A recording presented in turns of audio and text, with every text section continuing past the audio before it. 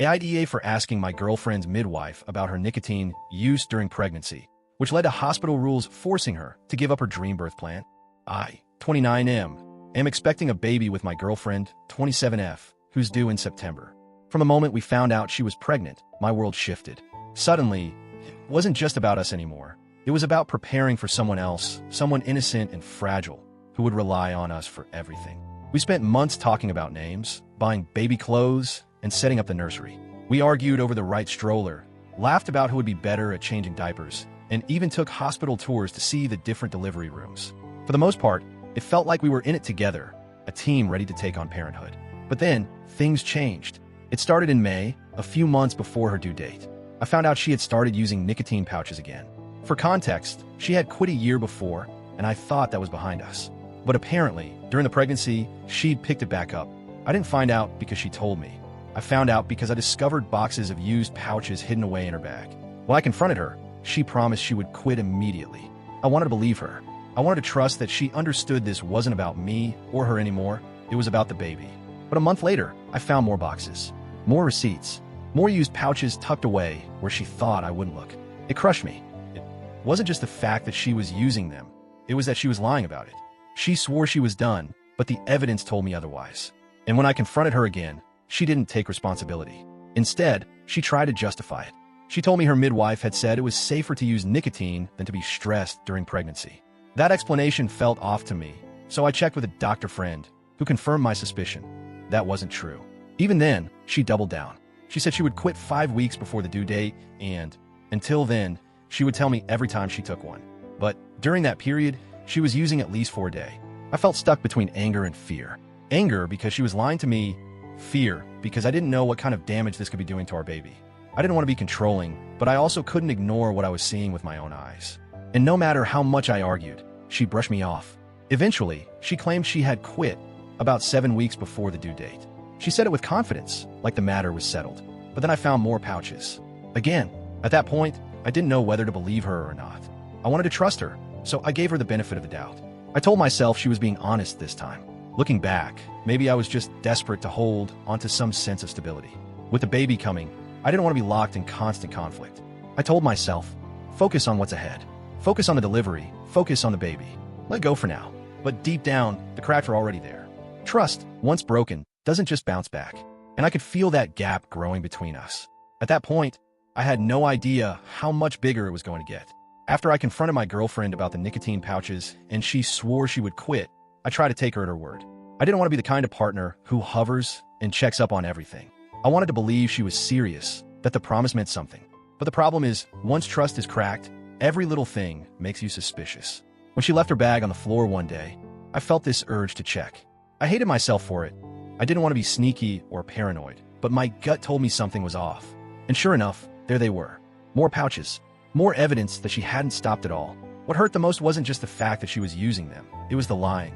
She would look me in the eye and say, "I quit, I'm done," while literally hiding the proof in her own purse. I didn't understand how she could do that. Didn't she care about the baby? Didn't she care about us? When I confronted her again, she got defensive. She told me I was making too big of a deal out of it. That her midwife had told her it was better to use nicotine than to stress during pregnancy. That this was her way of staying calm. I couldn't believe it. The way she said it, like it was a fact, like I was supposed to back down and accept it, it made my blood boil. So I checked with a doctor friend. He told me straight up, that's not true. Nicotine pouches aren't safe for pregnant women. Period. When I went back to her with that, she shifted the story again. Well, it's not like I'm smoking. It's not that bad. Then she promised me she would taper down and quit 5 weeks before the due date. She said she'd even tell me every time she used one, so I wouldn't feel kept in the dark. For a while, she did that. Every day, she'd casually mention taking one, or sometimes she'd forget to tell me until I asked. But the number didn't change. For a day, at least. She kept saying she'd stop soon, that she was in control, but I couldn't shake the feeling she wasn't. It became this invisible wall between us. Outwardly, we were still preparing for the baby, still talking about names and baby clothes, but underneath, I was carrying this heavy weight of betrayal. Every time she told me, "Don't worry, the baby's fine," I wanted to scream, "How can you know that?" Then, one day, she announced she had quit.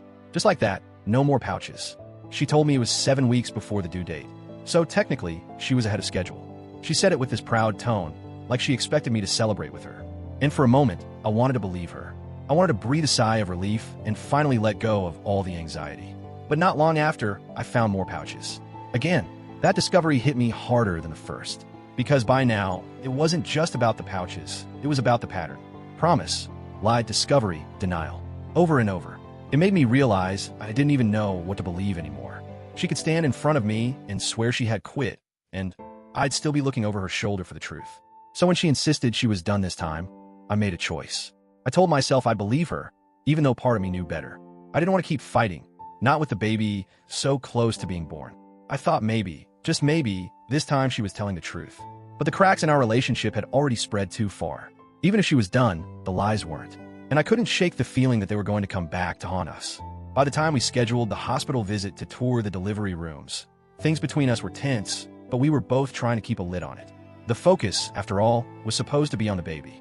This was the part where most couples get excited, picking where they'll meet their child for the first time, imagining the big moment. The hospital had two main options. The 7th floor had the nice rooms, bright, spacious, with big windows overlooking the city. They were the kind of rooms you see in brochures, designed to make the experience as comfortable as possible. The 1st floor, on the other hand, was more clinical. Smaller, plainer, no view to speak of. But it was equipped with more advanced monitoring equipment for higher-risk births. Predictably, she wanted the 7th floor. She talked about how beautiful it was, how much calmer she'd feel there, how it was important to have a positive atmosphere. I couldn't disagree with the idea. It was nice, but deep down, I felt uneasy. I kept thinking about the nicotine pouches, the lies, the months of exposure. If there was even a small risk to the baby, shouldn't we prioritize the floor with better monitoring? When we met with her midwife, I finally decided to ask the question that had been eating at me. After the midwife asked if I had any concerns, I spoke up. I said, "My girlfriend told me that a midwife or doctor once said it was okay for her to keep using nicotine pouches during pregnancy. Is that true? Would that ever be considered safe advice?" The midwife's reaction said everything. Her eyebrows shot up. She looked genuinely shocked. She shook her head firmly and said, "Absolutely not. I would never say that, and no one here should be saying that either. Nicotine is not safe in pregnancy, in any form." For a moment, the room went quiet. Then my girlfriend jumped in, scrambling. "Oh, well, maybe it wasn't a midwife. Maybe it was the ultrasound technician who told me that." The midwife still looked skeptical, but she let it go. What she didn't let go of was the fact that my girlfriend had admitted to using nicotine during pregnancy. She explained calmly, but firmly. Hospital protocol requires any mother who has used nicotine while pregnant to deliver on the 1st floor, where the specialized monitoring equipment is. It wasn't up for debate, it was policy. My girlfriend's face fell. She went pale, then started crying. "But I want the 7th floor," she said, her voice breaking. The midwife was sympathetic but didn't waver. She repeated that the 1st floor was safer for the baby, given the circumstances. And honestly, I agreed. My heart was pounding, but I felt a weird kind of relief. Because at least now, the decision was out of my hands. It wasn't me saying no to her. It wasn't me being paranoid or controlling. It was the hospital's rules. And those rules existed for a reason. I said gently, "The baby's safety comes first. We'll be on the 1st floor." She turned to me, eyes full of tears, and whispered, "This is your fault. You ruined everything." Her words hit like a punch. I hadn't expected gratitude, but I hadn't expected blame either.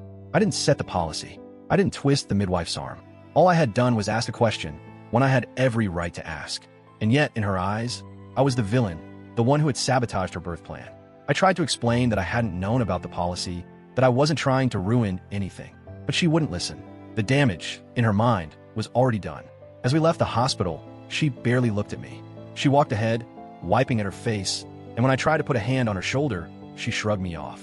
And that's when it really sank in. I hadn't just uncovered a medical risk. I had uncovered the fact that we weren't on the same team anymore. After the hospital visit, everything between us felt like it snapped. The car ride home was silent, except for her sniffling. I tried a couple of times to speak, to tell her that I hadn't meant to ruin anything, but each attempt was met with an icy, "Just stop." When we got home, she grabbed a bag and left. No explanation, no real conversation, just gone. I texted her later, trying to open the door to talk. "I know you're upset, but can we please discuss this calmly?" I didn't know about the hospital policy. I just wanted clarity, that's all. No reply. The next morning, still nothing. Eventually, I drove to where I knew she was staying, her friend's place. When she opened the door, she looked exhausted, but her expression hardened the second she saw me. I asked if we could talk. She gave me maybe 2 minutes before slamming the door in my face. In that short window, she said things like, "I know what I did wasn't great, but the baby is fine. I already quit. You hijacked my midwife meeting and turned it into a witch hunt. You made me look bad in front of her, and now I can't have the birth I wanted. I stood there stunned, because in her eyes, the whole issue wasn't about the baby's health or the lies she had told. It was about appearances, about her plans being disrupted. The more she spoke, the more I realized how far apart we were in perspective. To me, asking the midwife a question was about protecting our child. To her, it was an attack, a betrayal, as though I had deliberately tried to humiliate her.